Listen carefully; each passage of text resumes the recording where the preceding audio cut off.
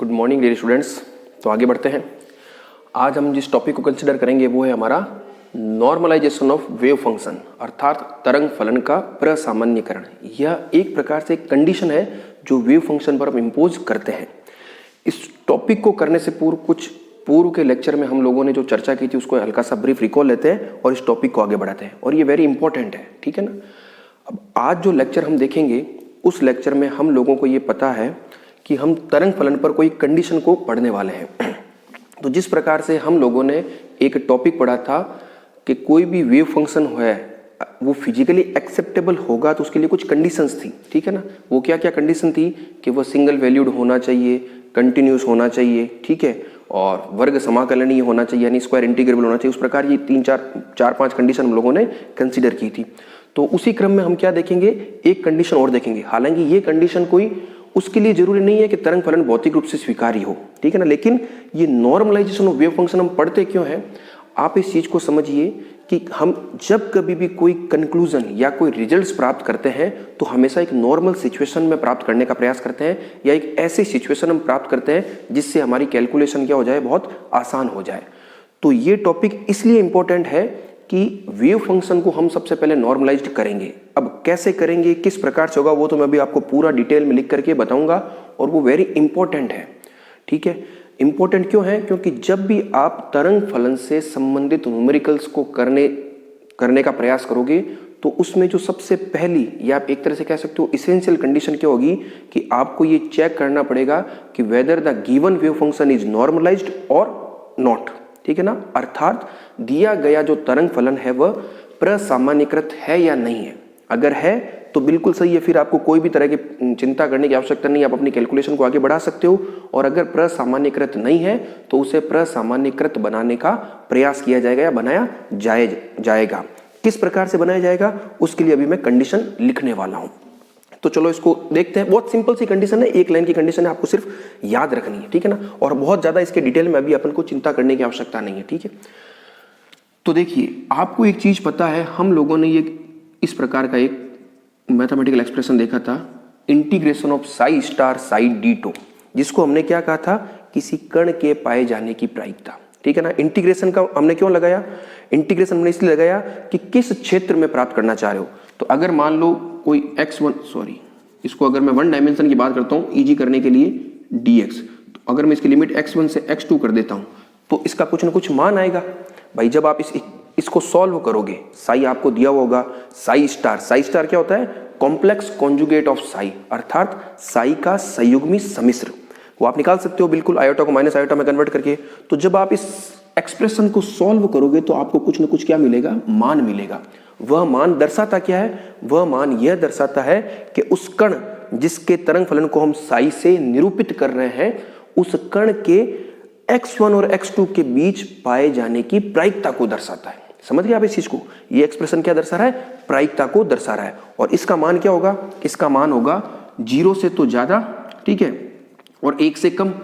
0 होने का क्या मतलब है कि उस पर्टिकुलर क्षेत्र में, अर्थात x1 और x2 के बीच में कण स्थिति नहीं है। और 1 होने का मतलब क्या है कि आप 100% सत्यता के साथ यह कह सकते हो कि कण वहीं पर स्थित है। लेकिन हम यह भी जानते हैं कि क्वांटम मैकेनिक्स के अंतर्गत हाइजेनबर्ग का अनिश्चितता का सिद्धांत इंपोज होता है, जिसके कारण आप किसी भी संदर्भ में सर्टेनिटी के साथ, अर्थात निश्चितता के साथ कुछ भी नहीं बता सकते हो। हम लोगों ने एक एक्सप्रेशन देखा था, del x del p x is greater than equal to h cross upon 2। ये एक्सप्रेशन अपने आप में क्या दर्शा रहा था, डेल्टा एक्स क्या है, स्थिति में अनिश्चितता, डेल्टा पी एक्स क्या है, संवेग के एक्स घटक में अनिश्चितता।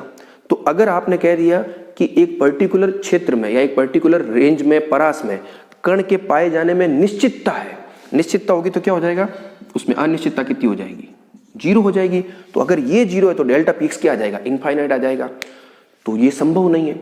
तो क्वांटम मैकेनिक्स के अंतर्गत हम हमेशा प्रोबेबिलिटी के अंतर्गत बात करते हैं। जैसा कि मैंने आपको पहले ही बताया कि यहाँ पर हम सर्टेनिटी के साथ कुछ भी नहीं कह सकते। जैसे किसी न्यूक्लियस के अराउंड जो भी ऑर्बिट्स है जिसमें इलेक्ट्रॉन घूम रहा है, तो कौन सा इलेक्ट्रॉन कहाँ स्थित होगा हम सर्टेनिटी के साथ कभी नहीं बता सकते। जब इलेक्ट्रॉन को आप वेव फंक्शन के रूप में डिनोट करोगे ठीक है। या आप ऐसा कह सकते हो जहाँ एक वो इलेक्ट्रॉन क्लाउड बनता है, जहाँ उस क्लाउड की डेंसिटी ज़्यादा होगी वहाँ इलेक्ट्रॉन के पाए जाने की संभावना ज़्यादा होगी, लेकिन पूर्ण निश्चितता के साथ आप यह नहीं कह सकते कि वह कण वहीं पर स्थित होगा। तो इस एक्सप्रेशन को आप समझ गए, ये एक्सप्रेशन एक तरह से प्रायिकता को दर्शा रहा है।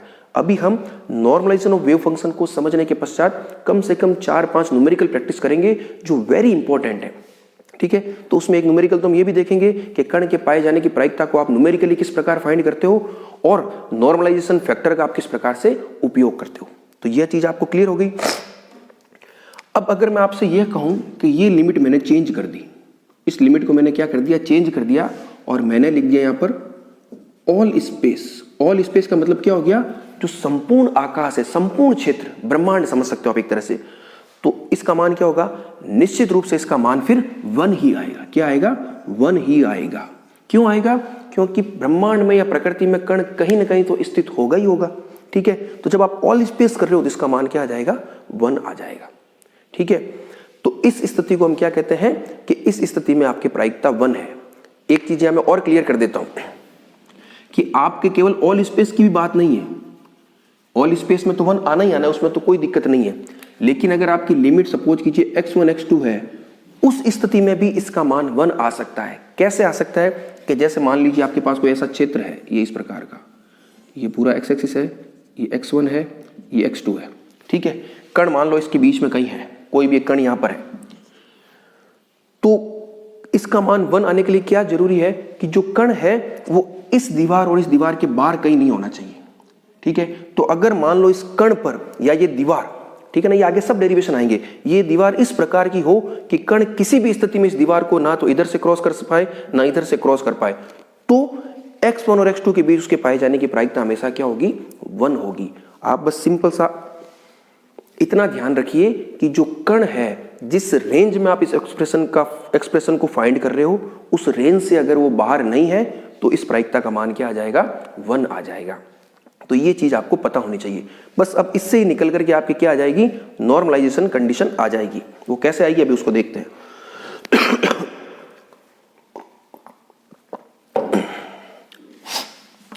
तो नॉर्मलाइजेशन कंडीशन में हम लोगों को क्या देखना है, बस उस कंडीशन को ही ध्यान रखना है।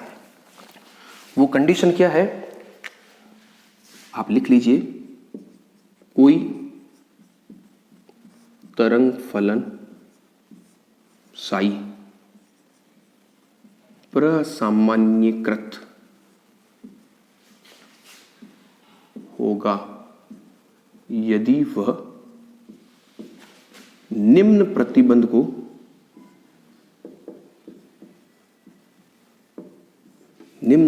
को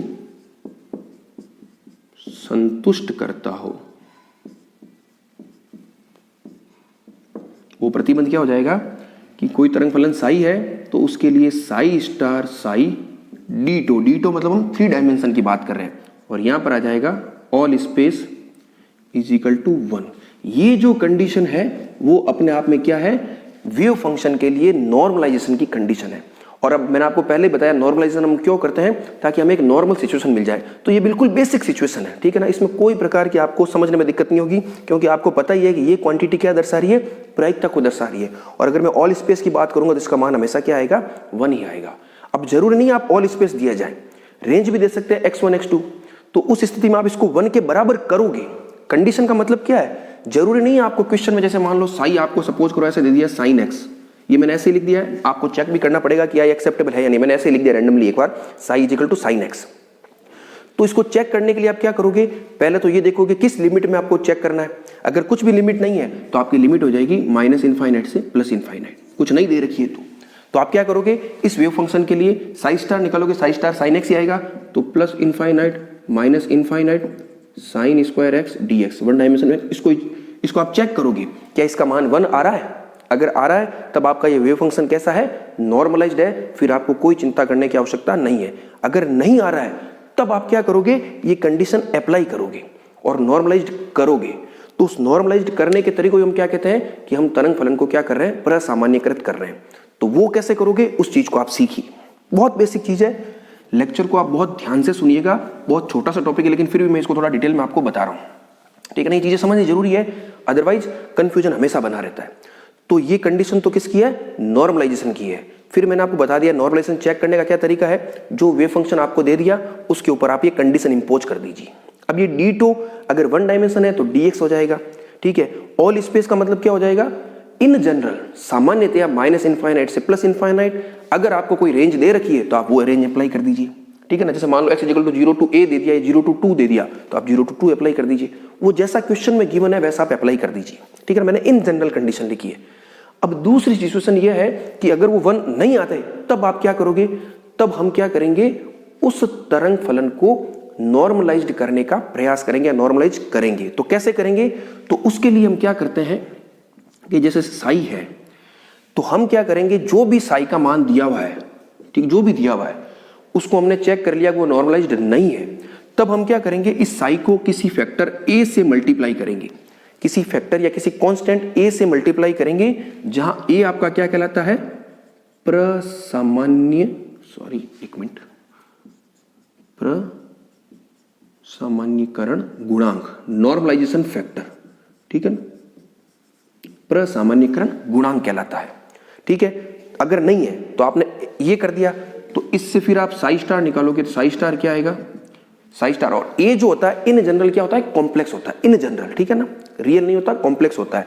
तो जब इसका स्टार निकालोगे तो ये क्या हो जाएगा, ए का ए स्टार हो जाएगा, और जो भी तरंग फलन है उसका स्टार हो जाएगा। तरंग फलन कुछ भी हो सकता है, अभी हमें चिंता करने की आवश्यकता नहीं है। तो ये आपके आ गया साई और ये आ गया साई स्टार। अब हम ये कंडीशन अप्लाई करेंगे, तो ये लीजिए, तो देखो ए और ए स्टार, साई और साई स्टार बनके क्या बनते हैं, मोड साई स्क्वायर बनते हैं, ये तो आप जानते ही हो, ठीक है ना।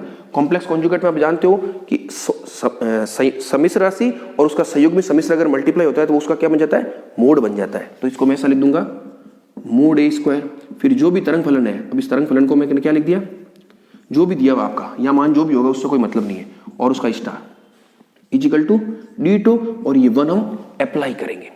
फिर जो भी लिमिट दे रखी है आप लिमिट अप्लाई करो, इसको पूरा सॉल्व करो। ये तो कांस्टेंट है, तो कांस्टेंट तो क्या होगा, इंटीग्रेशन से बाहर आ जाएगा, और यहाँ पर जो भी आपके राशि दे रखी है उसको आप लिख दीजिए।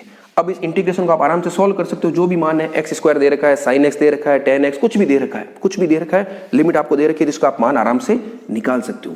जैसे इस मान को निकालोगे फिर आप क्या करोगे, सिंपल सी मैथमेटिक्स है, mod a square equal to 1 upon इस इंटीग्रेशन का मान रख दीजिए, और फिर उसका स्क्वायर रूट ले लीजिए, तो आपके क्या आ जाएगा, ए आ जाएगा। उस ए को आप यहाँ रखिए तो अपने आप ये कंडीशन फुलफिल हो जाएगी, समझ गए। तो ये इस प्रकार से आपको करना है। तो सबसे पहले दिए गए क्वेश्चन में आपको ये चेक करना है कि तरंग फलन प्रसामान्यकृत है या नहीं। तो उसको चेक करने का ये रहा तरीका, मान निकालिए 1 आ गया तो कोई टेंशन नहीं, आप बिल्कुल फ्री हो कोई भी प्रकार की कैलकुलेशन आगे करने के लिए। अगर नहीं है तो हम क्या करेंगे, उस तरंग फलन को एक गुणांक से मल्टीप्लाई करेंगे, जिसको हम क्या कहेंगे, प्रसामान्यकरण गुणांक, जो इन जनरल सामान्यतया क्या होता है, सम्मिश्र राशि होती है, ठीक है। फिर साई स्टार निकालो, फिर इस प्रकार से कैलकुलेशन करो, तो यहाँ से ए का मान आ जाएगा। तो ये है आपके नॉर्मलाइजेशन ऑफ वेव फंक्शन। किस प्रकार से तरंग फलन को आप प्रसामान्यकृत करते हो, मैंने पूरी प्रोसेस लिख दी। वेरी इंपॉर्टेंट है, इन लेक्चर्स को आगामी जो 2-3 लेक्चर्स हैं वो लेक्चर्स आपके लिए बहुत इंपॉर्टेंट है, क्योंकि इससे पहले हमने लगभग 25-30 लेक्चर हमने पढ़ लिए हैं, सुन लिए हैं, ठीक है ना। तो उसको होपफुली आपने अच्छे से समझ लिया होगा। अब आगे जो लेक्चर कंटिन्यू आएंगे बिल्कुल, ठीक है ना, एक फ्लो में आएंगे और बहुत इंपॉर्टेंट टॉपिक्स लेते हुए रहेंगे।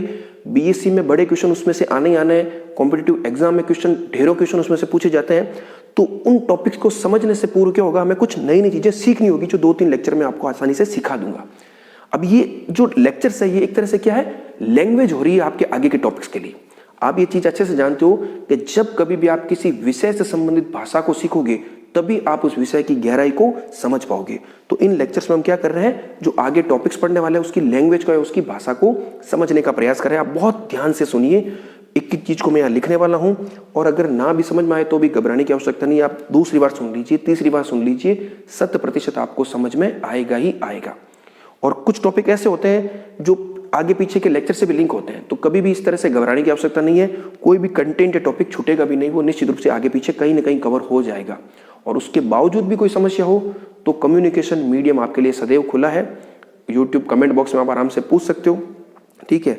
जनरली अभी मैंने देखा है कमेंट्स में किसी प्रकार की क्वेरी तो नहीं पूछी जा रही है, केवल यही पूछा जा रहा है क्या पूरा कोर्स कराया जाएगा, या इस प्रकार से पूछा जा रहा है कि किस यूनिवर्सिटी का सिलेबस है। तो इन चीज़ों से आप निश्चिंत रहिए, ये मेरी हेडेक है, कोर्स करवाया जाएगा नहीं जाएगा वो तो समय के अनुकूल सब होगा। और जैसा कि मैंने पहले ही बताया, मेरा पूरा प्रयास है कि ये जितना संभव होगा उतना मैं कंप्लीट कोर्स करवाऊंगा, ठीक है। और चूंकि अब इस प्लेटफॉर्म पर हमें काम करना ही करना है तो समय के साथ साथ हो जाएगा, लेकिन एक रूटीन क्लास की तरह तो इतना संभव, उस तरह से स्पीडली संभव नहीं है, लेकिन फिर भी आपको किसी प्रकार की दिक्कत होगी नहीं। तो आपका सिर्फ एक ही काम है, बड़े इत्मीनान से लेक्चर को सुनिए और जो भी प्रॉब्लम हो वो तुरंत पूछ लिया कीजिए, ठीक है। तब इस प्रकार से मेहनत करके बनाने का फायदा है। अदरवाइज अगर आप इसका फायदा नहीं उठा रहे हो तो फिर मेरी इतनी मेहनत करने का कोई औचित्य भी नहीं रहेगा, ठीक है। तो आप बहुत ईमानदारी से अपनी पढ़ाई पर फोकस कीजिए। तो ये है आपके नॉर्मलाइजेशन की कंडीशन। अब एक दो चीजें हम और सीखते हैं। एक चीज मैंने आपको ये भी बता दी कि ये जो तरंग फलन पर आगे आप जो भी मैथमेटिकल कैलकुलेशन करोगे वो ठीक उसी प्रकार की होगी जिस प्रकार से वेक्टर अलजेब्रा होती है। वेक्टर अलजेब्रा मतलब जो सदिश कलन है आपका, जो सदिश बीजगणित है। सदिश बीजगणित को आप जानते हो, सदिश गणित में हम क्या पढ़ते हैं, डॉट प्रोडक्ट पढ़ते हैं कि नहीं पढ़ते, अदिश गुणनफल। तो जिस प्रकार से आप दो राशियों का अदिश गुणनफल पढ़ते हो, दो सदिशों का अदिश गुणनफल पढ़ते हो, ठीक उसी प्रकार से हम वेव फंक्शन के संदर्भ में भी पढ़ेंगे। क्योंकि वेव फंक्शन है क्या, बेसिकली वेव फंक्शन है किसी कण का अवस्था फलन। अभी आगे एक शब्द आएगा अवस्था फलन, ये सब धीरे धीरे आएंगे, आप बिल्कुल निश्चिंत रहिए, ठीक है ना। अवस्था फलन या इसको आप कह सकते हो स्टेट फंक्शन, ठीक है ना, वो सही होता है। तो जिस प्रकार से सदिश अदिश गुणनफल में आप पढ़ते हो कि मान लो कोई दो सदिश है आपके पास ए और बी, तो इन पर जो जो नियम लागू होते हैं ठीक उसी प्रकार के नियम आपको साई पर भी लागू होते हुए दिखाई देंगे। तो उस प्रकार की एनालॉजी को भी हमें समझना है कि सदिश बीजगणित से यानी वेक्टर अलजेब्रा से आप किस प्रकार से इस वेव फंक्शन को जोड़ोगे, ठीक है। अभी मैं बताऊंगा। अब एक कंडीशन हम और समझते हैं, वो कंडीशन क्या है, ये तो है आपकी नॉर्मलाइजेशन ऑफ वेव फंक्शन या तरंग फलन का प्रसामान्यकरण। एक कंडीशन हम देखते हैं, orthogonal condition of wave function, ठीक है ना। Orthogonal condition of wave function अर्थात तरंग फलन के लिए लांबिकता की शर्त, ठीक है। तो ऑर्थोगोनल का मतलब क्या हो जाएगा, ऑर्थोगोनल होता है लंबवत। लंबवत का मतलब क्या हो गया, कोई भी दो सदिश, ठीक है ना, लंबवत है तो इसका मतलब क्या, उनका अदिश गुणनफल कैसा होना चाहिए, शून्य होना चाहिए। तो ऑर्थोगोनल कंडीशन वेव फंक्शन के लिए क्या होगी, वो इस प्रकार से होगी कि मान लो कोई दो तरंग फलन है, मैं यहां लिख देता हूं, यदि साई तथा फाई, साई भी एक तरंग फलन है, फाई भी एक तरंग फलन है। आप कोई भी नोटेशन काम में लीजिए, जो भी नोटेशन है उसको मैं क्या कह रहा हूं, तरंग फलन कह रहा हूं। तो तरंग फलन कहते ही क्या हो जाएगा, उसका अपना अर्थ आपको पता है कि तरंग फलन क्या दर्शाता है, किसी कण, तरंग फलन स्वयं तो कुछ नहीं दर्शाता लेकिन उसका जो मोड स्क्वायर है वो किसी कण के पाए जाने की प्रायिकता को दर्शाता है। तो चाहे साई लिखिए चाहे फाई लिखिए, ये है क्या, अवस्था फलन है या तरंग फलन है। तो यदि साई तथा फाई दो तरंग फलन हो तो लांबिकता की शर्त के अनुसार आप क्या लिख सकते हो, साई स्टार फाई डीटो, और ये आएगा आपके ऑल स्पेस। हमेशा देखो जब कभी भी कोई लिमिट नहीं दे रखी होती तो हमेशा क्या लिखना, हमें ऑल स्पेस लिखना है। ऑल स्पेस हम किस लिए लिख रहे हैं, इन जनरल लिख रहे हैं। अगर हमें लिमिट नहीं पता है, क्वेश्चन में अगर आपको लिमिट दे रखी है तो जो लिमिट देख रही है वो आप अप्लाई कर दीजिए। तो इसका मान क्या होना चाहिए, 0 आना चाहिए। ये है लांबिकता के साथ, इसको भी आप नोट कर लीजिएगा कि कोई भी दो तरंग फलन लांबिक है तो उसके लिए क्या कंडीशन है, psi star phi d tau is equal to 0। ये ऐसे भी हो सकता है, phi star psi d tau is equal to 0। दो तरंग फलन आप इस प्रकार से ये गुणन क्या कहते हो समाकलन में लिख रहे हो तो इसमें से एक तो होगा उसका कॉम्प्लेक्स कॉन्जुगेट और एक होगा सिंपल तरंग फलन, ठीक है ना। आप इसको फाई स्टार साई डीटो भी लिख सकते हो, वो भी 0 है। अगर ये 0 है तब आप क्या कहोगे, ये दोनों क्या है, ऑर्थोगोनल वेव फंक्शन है, अर्थात परस्पर लंबवत तरंग फलन है। आप देखिए ये कंडीशन कैसी है, ये सेम कंडीशन वैसी है वेक्टर में। आपको पता है एक आई कैप होता है, एक जे कैप होता है और एक के कैप होता है। तो इसको मैंने क्या कहा, ये सेम डॉट प्रोडक्ट के समान है। तो आपको पता है कि आई कैप का जब आप जे कैप के साथ या आई कैप का के कैप के साथ डॉट प्रोडक्ट करते हो तो वो क्या आता है, 0 आता है। और आपको ये भी पता है कि जो आई कैप है, जे कैप है, के कैप है, ये क्या है, परस्पर लंबवत एकांक सदिश है। तो इसका मतलब हमने क्या कह दिया, ये भी क्या आपस में अवस्था फलन है जिसको हमने क्या जोड़ दिया, सदिश कलन से या वेक्टर अलजेब्रा से जोड़ दिया। तो वो भी क्या है, लांबिकता की शर्त में आपको दिख रहा है कि दो विपरीत अलग अलग है तो उनका क्या आ रहा है, 0 आ रहा है। तो देखिए यहाँ भी 0 आ रहा है। और जब दो सेम है, ठीक है ना, i डॉट आई तो वो क्या आएगा 1, j dot j 1, k dot k 1। तो आपने देखा था psi star psi d tau is equal to 1, तो उसको हमने क्या कह दिया, नॉर्मलाइजेशन कंडीशन कह दिया था। अब जो नॉर्मलाइजेशन कंडीशन है और जो ऑर्थोगोनल कंडीशन है, इन दोनों को हम मिक्स करके भी लिख सकते हैं। ये छोटी छोटी चीजें आप नोट करते चलिए, क्योंकि आपसे ऐसा क्वेश्चन क्या पूछेगा न्यूमेरिकली कि आपको दो तरंग फलन दे देंगे और पूछ लेंगे कि क्या दिया गया तरंग फलन, दो भी दे सकते हैं एक भी दे सकते हैं, आपको डरने की आवश्यकता नहीं है। ये साई फाई दो नहीं, केवल साई दे दिया तो भी आपको psi star psi d tau is equal to check करना है, ठीक है ना, psi star psi d tau is equal to check करना है। ये अगर 0 आ गया तो ये तरंग फलन क्या हो जाएगा, और तरंग फलन दो होंगे तभी होगा। लंबवत तो क्या होगा, कोई भी तरंग फलन स्वयं के लंबवत कैसे हो सकता है, ठीक है ना, अगर दो तरंग फलन होंगे तभी उस पर क्या होगी, लांबिकता की शर्त आप अप्लाई कर सकते हो। तो इसका मान निकालना है और मान निकाल के आप चेक कर लो। अभी मैं इसको लिखता हूं एक और अच्छे से। अब मैं क्या कर रहा हूं उसको आप ध्यान से सुनिए। आपने नॉर्मलाइजेशन कंडीशन को समझ लिया और ऑर्थोगोनल कंडीशन को समझ लिया। अब मैं क्या कर रहा हूं, इन दोनों कंडीशन को मिक्स कर रहा हूं। तो उस चीज को आप आराम से समझिए। उस मिक्स कंडीशन को मैं एक नाम दे रहा हूं ऑर्थोनॉर्मेलिटी कंडीशन, ठीक है ना, ऑर्थोगोनल का ऑर्थो और नॉर्मलाइजेशन का नॉर्मेलिटी। तो क्या लिख रहा हूं, ortho normality condition of wave function, ठीक है। तो उसको कैसे लिखते हैं आप समझिए। उसको ऐसे लिखते हैं कि मान लीजिए आपके पास यदि साई आई तथा साई जे, आई जे क्या हो सकता है, साई 1 साई 2 साई 3 साई 4 कुछ प्रकार के, दोनों अलग अलग है। यदि साई आई तथा साई जे, मैं इन जनरल बात कर रहा हूं, आई का मान भी 1 2 3 4 5 6 कुछ भी हो सकता है और जे का मान भी 1 2 3 4 5 6 कुछ भी हो सकता है।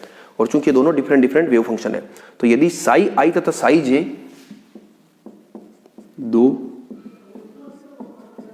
तरंग फलन हो तो अकॉर्डिंग टू दिस कंडीशन, अर्थात ऑर्थोनॉर्मेलिटी कंडीशन के अनुसार आप क्या लिख सकते हो, psi I star psi J D tau, यहां आप लिखोगे ऑल स्पेस, इसका मान आता है ये डेल्टा आई जे। अब ये क्या है ये मैं आपको बताता हूं। ये कंडीशन क्या, पहले आप ध्यान रखिए, ये कंडीशन है ऑर्थोनॉर्मेलिटी कंडीशन। अब ये आपके लिए एक नई चीज है, कोई दिक्कत नहीं है, हम यहाँ नई चीज सीखने के लिए तो पढ़ रहे हैं, तो इस चीज को भी सीखते हैं। ये क्या है, ये जो आपका डेल्टा आई जे है, ठीक, डेल्टा आई जे, इसको नाम दिया जाता है क्रोनिकर डेल्टा। क्या नाम दिया जाता है, क्रोनिकर डेल्टा।